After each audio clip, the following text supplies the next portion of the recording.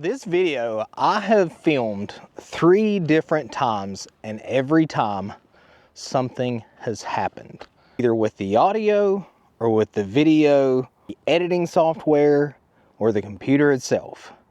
This is hopefully the last time I have to shoot this video. So guys, if you've watched the shorts that I've posted, I've been trying to unveil my 1993 E36 Sedan.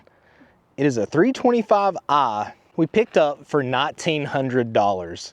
It is an M50 B25 that is bone stock with a 5-speed transmission that just had a brand new clutch put in it.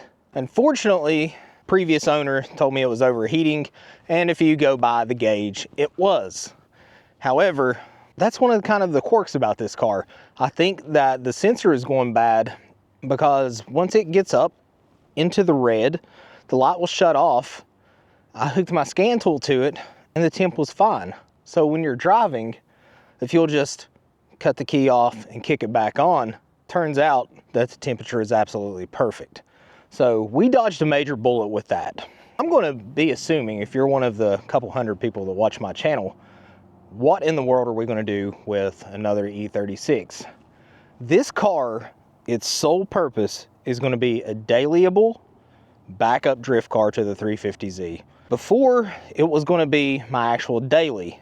However, I did buy a Volkswagen Sport Wagon TDI 6-speed that will be revealed probably 2 videos from now that took over daily duties. So I was like, what are we going to do with the E36 when I bought it to be the daily? So the plans changed. So I put on an M3 front bumper. We have the LTW style rear wing. It had some god-awful chrome clear taillights in it, and we switched them to a pretty good looking red and black set. And it also had horrible chrome bezeled headlights that looked like they have seen better days. So we put in a set of eBay one piece with angel eye halogen headlights. They do okay. So guys, that brings us to the overview of this car. We're going to start in the front. We're going to work our way to the back.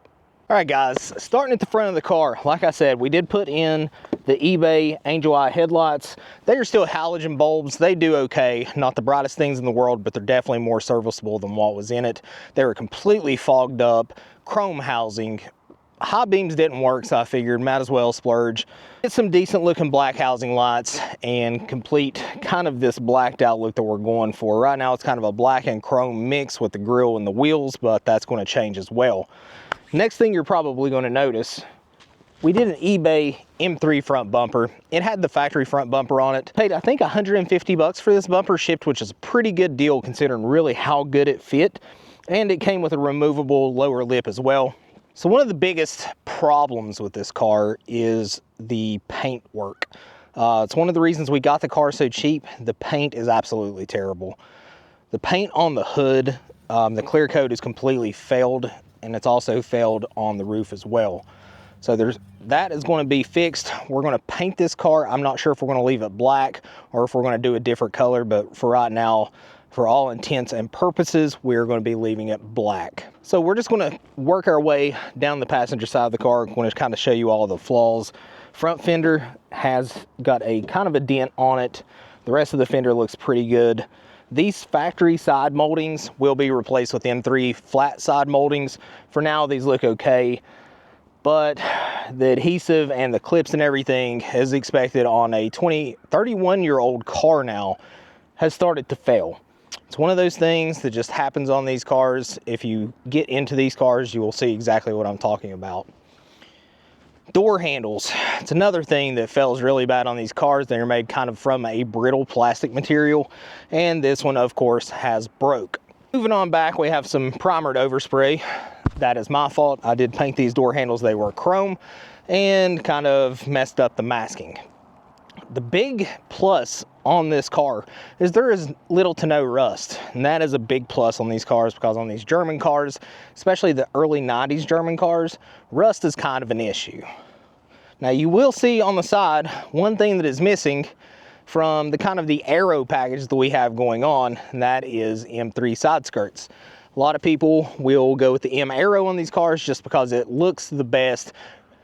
There are some other options, but for what we're going to do with a dailyable backup drift car, that's going to be the best for me. It's going to look good on the street. It's going to look good on the track. If we ever have to use it for that purpose. Hopefully we don't have to, but it is going to be made available if we do need it, if something happens to the 350Z that in the other videos you have seen that we have been building. Coming around to this. It is the eBay LTW wing, came in gloss black. It is double-sided taped and black RTV'd on. I did not want to drill holes in the trunk yet because I did not plan on mounting this wing quite yet. I want to do a video on it, but it's one of those things that I really just kind of wanted to do as I was daily driving it. Like I said, on the back of this car, pretty much stock except for these taillights. Try to keep the car clean, but if you'll just look around, it is dreary, it is gloomy, it is very rainy. There was no chance in cleaning this car and actually keeping it clean for this video. So I figured let's just show it in its current condition and see what we're really starting with. So we did do the eBay tail lights, black and red.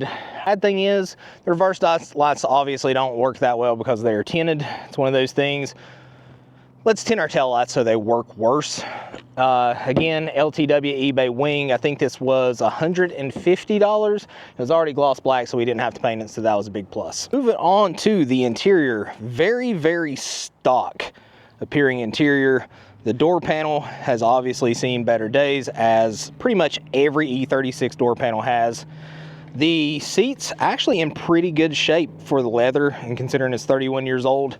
Factory 5-speed shifter still in it, factory wheel, which will be fixed on the next video. The back seats are more of the same. I do have my R134A in the floor where I did fix the AC in this, so the AC does work. And the leather, like I said, is in surprisingly good shape. Although at least the driver's seat will be replaced with an NRG Prisma. And we are doing a red and black theme on this car. Like I said before, guys, this is an M50 B25. It is pretty much bone stock down to the air box. No exhaust mods, no intake mods. But guys, that is going to be it for this upload. Hopefully you guys like the full, finally, overview of the E36 sedan. I'm not planning on doing anything crazy with this car other than daily driving it, which was its sole purpose of me buying when I did. But things happened. We did find that Volkswagen Sport Wagon, which is a much better daily, especially it being a diesel. It gets high 40s in the miles per gallon, and I drive 75 miles round trip per day. So guys, if you want to see more drift content, or the beginning of the drift content, I should say, we have an event coming up in March. My baby girl should be here within the next couple weeks. So it's going to be a real exciting couple weeks for the channel. I will be sure to let you guys know when she gets here. I'll give you a sneak peek of her when she does, because I'm absolutely over the moon excited to finally meet her.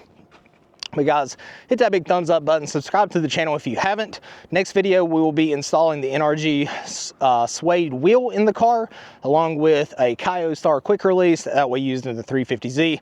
So if you want to see some more E36 content, we have the LS E36 Coupe build coming up, which I will show you in a video very soon.